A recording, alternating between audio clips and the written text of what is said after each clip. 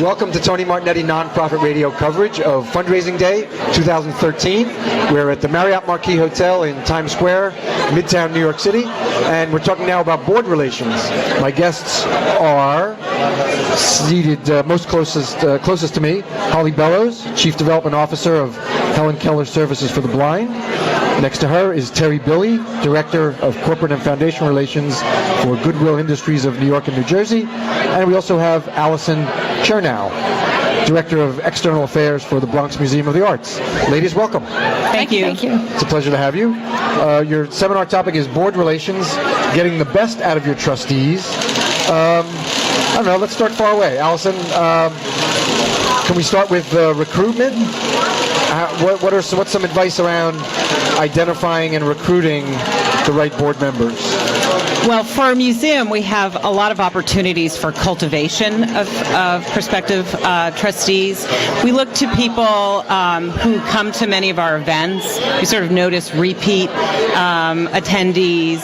We start plucking them out. We invite them to special private events. We find that people are very attracted to sort of exclusive private events, not generally open to the public. So we invite them to dinners or preview openings of exhibitions. And that's how we sort of generate interest. And we see if they respond to that, we just keep cultivating more. And generally that's a way to sort of notice and pounce on prospective prospects. We also use other trustees to help us, and they bring along people whom they think would be a fit for the museum to events as well. Okay, I mean, sort of go down the line on different topics. Terry, you have anything you'd like to add about identifying the right people? Well, we're a different kind of an agency. We're a social service agency. We don't really have events or exhibitions or things like that people would come to. So instead, we have to really go the traditional route, which is working with our trustees to see if they have friends or colleagues or others that might be interested in working with our organization. Or we go to an organization such as BoardSource to do recruitment or to funders, corporations, foundations that might be interested in supporting us in a different way through board relations. Okay, so you're relying more on your board because you don't have those cultivation events. By the way, Terry, I want to welcome you back to the show. Thank you. I chatted with you this time last year. Mm-hmm. How about you, Holly? You'd like to add that Goodwill Industries is doing a little differently? Well, we're also a human service organization. We serve the blind and those who are deafblind. And so we have the same process as Terry. We look for people who are already within the organization, people that know, people that want to be committed for the long haul. Okay, and I apologize, I confused you with, I'm sorry, Terry. I'm with Goodwill. You're with Goodwill Industries, and Holly, of course, you're with Helen Keller Services for the Blind. Thank you very much. Yeah, she coached me on each individual word. Now I have it. Holly is with Helen Keller Services for the Blind. Thank you. No, thank you. Thank you for saving me. Okay, after we have identified the right people, we have to start to make the conversation a little more serious. Terry, how do we go about that? Well, we work with a development committee. In fact, I had my development committee meeting last night, which we met with 5 of our board members, and we talked about the different things that we're doing to raise money, and we talked about direct mail, cultivation events, and funding alerts for possible corporate and foundation connections, finding out what they'd like to do, how they'd like to help. And so that's how we work with our board. We have a lot of other board members that are more policy driven, so they're not so much into fundraising, so we have to use them as ambassadors. They're not so comfortable they get scared about fundraising. Okay. And what the expectations will be have to come out in the recruitment process. Right. Would you say, Holly? I mean, this is critical. You need to be upfront. How do you do that at Helen Keller? Well, right now we had a board meeting on Monday morning and a golf tournament afterwards, and so I spoke with the board that I will be interviewing them over the next couple of months. This is the existing board. The existing board. Oh, okay.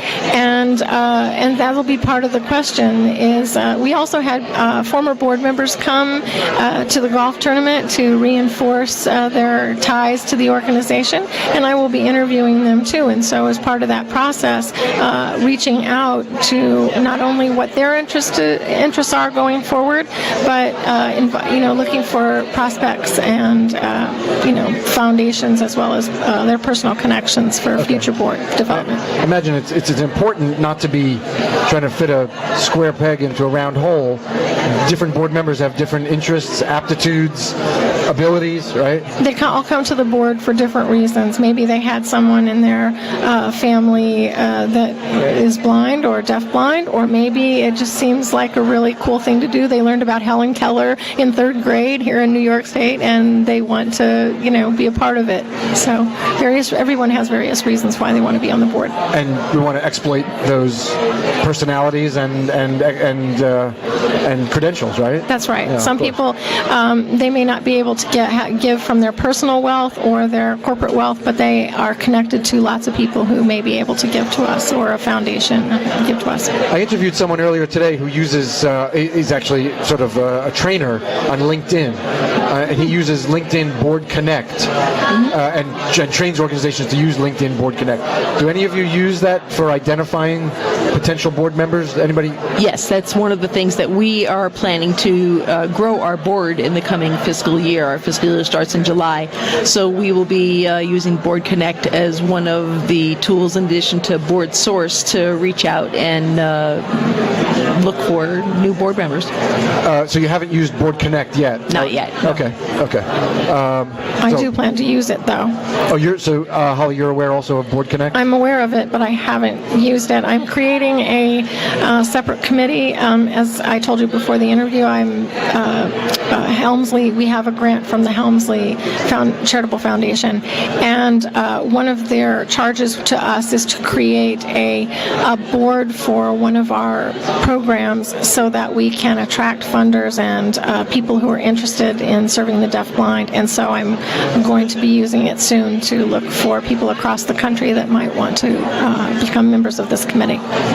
Allison, to make this a two-way street,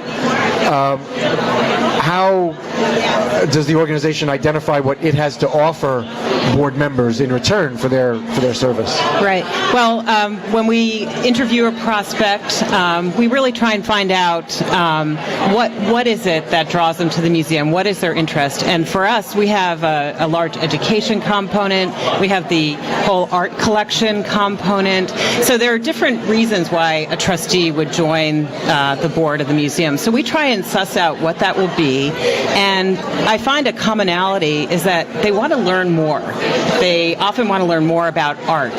So for those who do, we put them on the acquisitions committee, and that way they can sort of meet artists and they can learn all about art. They come to gallery tours. We sort of feel what is it that attracts them. So for others, it's education, and they want to be part of the whole education program. So they join the education committee for the board. So we can segment their interests, and sometimes they don't even overlap with board members, but we can sort of put them where they're most enthusiastic. Okay. And just while we're still on this recruitment process, Terry, I said Terry, and I looked at Allison. Terry, how do you explain the organization's expectations? Is it in a writing, or is it just a conversation? The expectations around all the functions of a board member? It's through conversations. We actually, in the past, our board has not really been a fundraising board. And so we are in the process of kind of transforming and educating our board as to their financial responsibility, even though that's something that most people understand, that is one of the reasons why you become a board is to support the organization. Unfortunately, we have board members that have not made gifts. Right. Okay. And so we need to have the conversation with them to say that we need 100% support. And it doesn't mean that you need to give us $100,000. You can give us $5,000. You can give us $3,000. You need to give us something. So that's one of our challenges with our organization, with our board, that we are working through. And even though we're jumping way ahead in the board member life cycle, that could be an indicator that it's time for a board member to step down. Exactly. In fact, we just started a new campaign to attract the millennials, the young 20s and 30-somethings, to start maybe a young, not so much a board, but a council. We're going to call them the Good Council. Okay. And they're going to be younger people that we want to get involved and engaged, and so that they could eventually turn into board members. So we're starting with the youth, they're all about cause marketing and finding ways to make a difference by their volunteering. So we're going to be working with them to do that, and then eventually, have them start their own little special events in cultivation and awareness and marketing, and then eventually we can see who floats to the top and hopefully get them on our board. Okay. Another step, let's say we've recruited the board member, we need to keep that person active, engaged.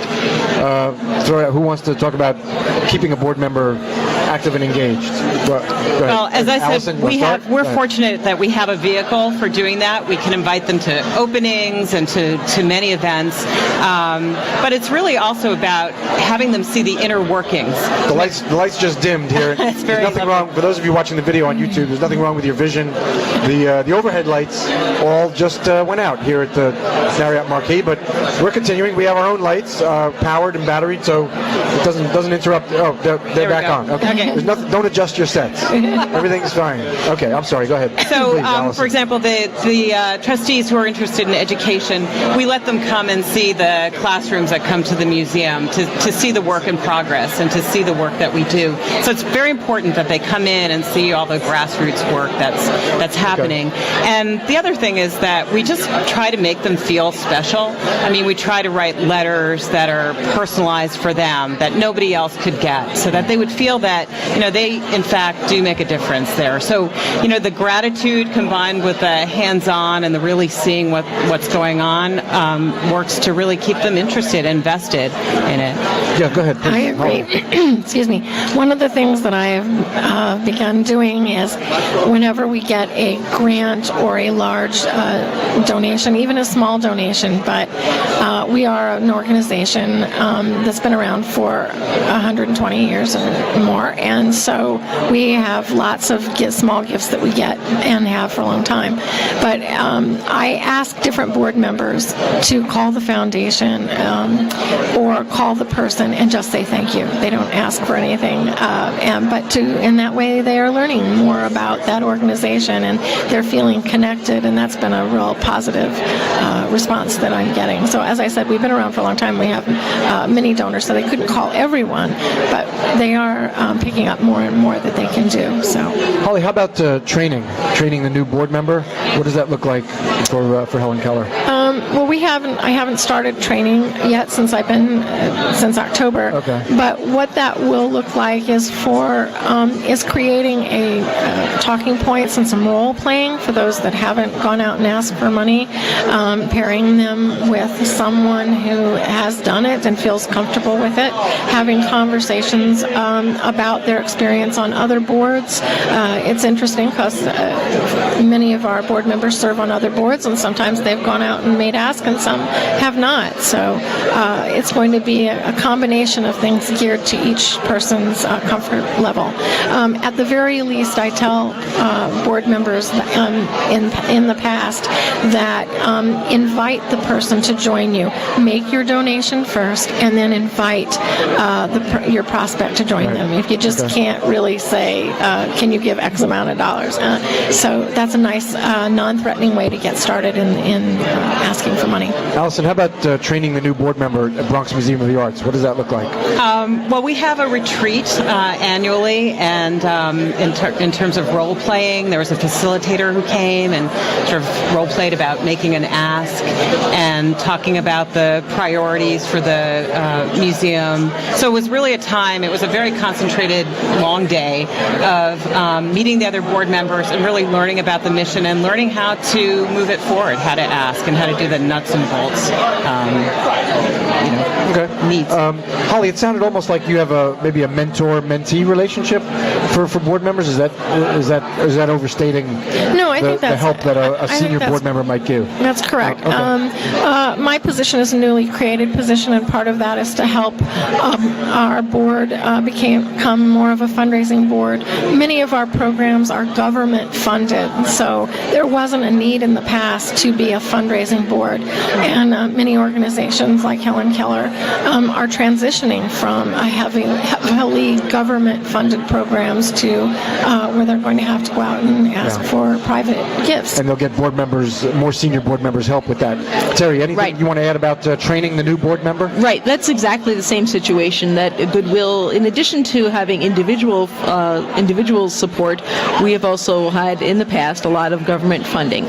So asking board members to help with raising money is a somewhat new angle for them. So what we've been doing is bringing on different new board members. For example, we just have a new board member from JP Morgan Chase who has been on other boards and has done fundraising. So he is kind of going to be an example or a role model to the other board members to show them how easy and painless it is. Okay. But we do have to identify tasks that board members who just can't do fundraising or maybe won't. Well, maybe won't takes a little training, but they're timid. They're terrified of it. Terry, what do we identify other things that board member can do around fundraising? Right. Other than asking, right? Right. It's getting them to come to different events or different cultivation events to be an ambassador. So they're not asking for money. They're building awareness. They are talking to their friends about what they do, about what Goodwill does, and sharing their passion about what the organization's all about, and really building awareness, not so much asking for money. If they're afraid of asking for money, they can be a representative and represent. For those who are afraid to ask or it's just uncomfortable for them, we often say what we need you to do is identify potential trustees, advocate, cultivate, be passionate, and then we come in. That's our job, and the executive director's job to come in and do the ask. So it takes the awkwardness and the onus away from them, and they feel that they can just freely invite a guest without the worry of having to do the actual ask. Okay. How about maybe hosting an event? They could perhaps open their home. Holly? Yes. Other tasks that, again, trying to just identify things that people who won't solicit can still be involved in around fundraising. Well, I have someone on our board who is an attorney, and that person uses their personal skills to review documents that are very important to fundraising, such as state charitable registrations or things like that are very important documents that keep my department moving and keep us legal and transparent. But that's not going out and asking for money, but it is very important to the movement of the organization. So yes, there are other tasks that besides fundraising. The other part of my practice besides planned giving is the charity registration. I wrote an ebook on how to do it yourself. You did. And I do the registrations for charities that don't want to do them. So very well acquainted with that enormous morass called charity registration. Terry, were you going to add something? Yeah, just the same thing is asking people to host a breakfast, maybe at their club, maybe at a restaurant they go to, or at if they have a nice house or an apartment, to host something, again, to invite their friends or people that we want to get more engaged. All they need to do is be the host. They don't need to ask. Okay. And we do that also, especially we play on the Bronx nostalgia. So we have people hosting private, we call them Bronx Talks. So Bronx artists, Bronx storytellers. We really emphasize the Bronx and have these very small, intimate events at people's homes. And those people who host often become interested because they've hosted, they become vested, and then the whole positive spiral happens where they want to get more involved. Yes. It's great. How about the recalcitrant board member who just either can't do it or won't do it, or maybe could but insists not to? Does that person need to be transitioned off the board? How do we finesse that situation? Or they're recalcitrant maybe about other, or maybe they're their attendance is very poor. Maybe they are great fundraisers, but their attendance is bad. I mean, we start to see these signs. Who wants to take the first shot at that? Say Okay, one Allison. thing, especially in the previous job I had at a small museum, it's very hard because in a small shop, you get to develop relationships with your trustees, and you realize, especially in the economic downturn in the past years, that life happens, that trustees go through divorces, they go through bad business times, and that may account for they're not coming, they're not being able to give. And I think in a small place where you've built intimacy, it's really important to have some flexibility to give them, for example, if you know there's a personal situation, to give them a year or so to sort it out and have a little bit of leeway. On the other hand, once you do that and it continues, I think then that's when the board president needs to talk to the board member, find out what's going on, and have a really frank discussion about whether it's working for both people. Often they're relieved to be let off the hook. Okay, excellent. Terry, sounds familiar to you? That's totally familiar with me. I mean, we in my past organizations and in this one, you have sometimes people that you just know that they're heading out because they haven't shown up. They're not participating. We have a bingo wheel or a raffle wheel in the booth next to us. That's what you're hearing. So we're not giving anything away, but the booth next to us is giving away T-shirts, caps, mugs, or iPad Mini, being in the drawing for an iPad Mini. So that's what you're hearing. Go ahead, Terry. Right. Sorry. So, we just recently had one of our board members say that she needed to step down because life changes and different areas of interest, different levels of interest in what we're doing. Priorities changed, and she said she would continue to support the organization, but she needed, she just couldn't make it to meetings, and we knew that because she hadn't been to meetings in like a whole year. Yeah, and that starts to hurt board morale generally.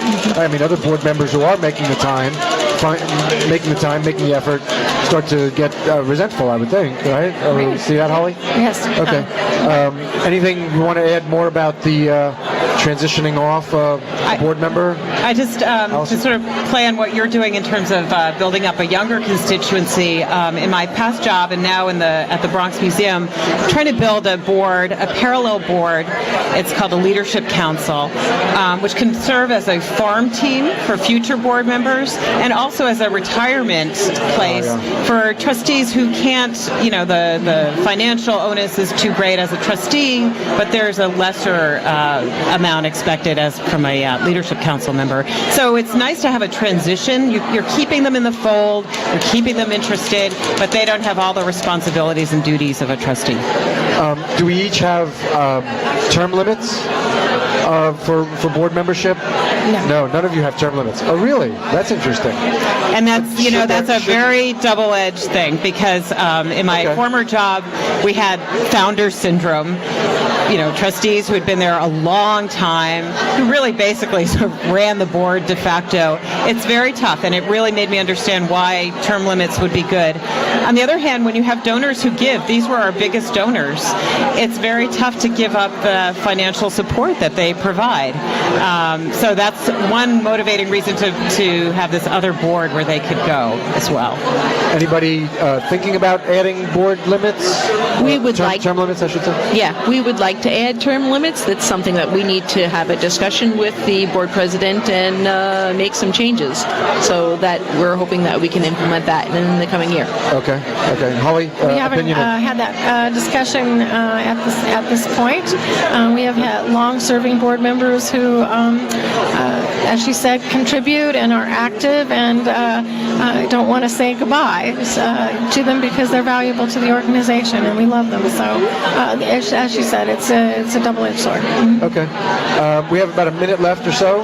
Anybody want to talk about anything that I didn't ask you about that you're it's on your mind because you're doing your seminar in a couple of hours about the board relationship. Anybody? Final thoughts? No? Nobody? Okay. Well, we'll leave it there. All right. Thank you. Oh, my pleasure. Yes. Thank you. Thank you all very much. Thank you.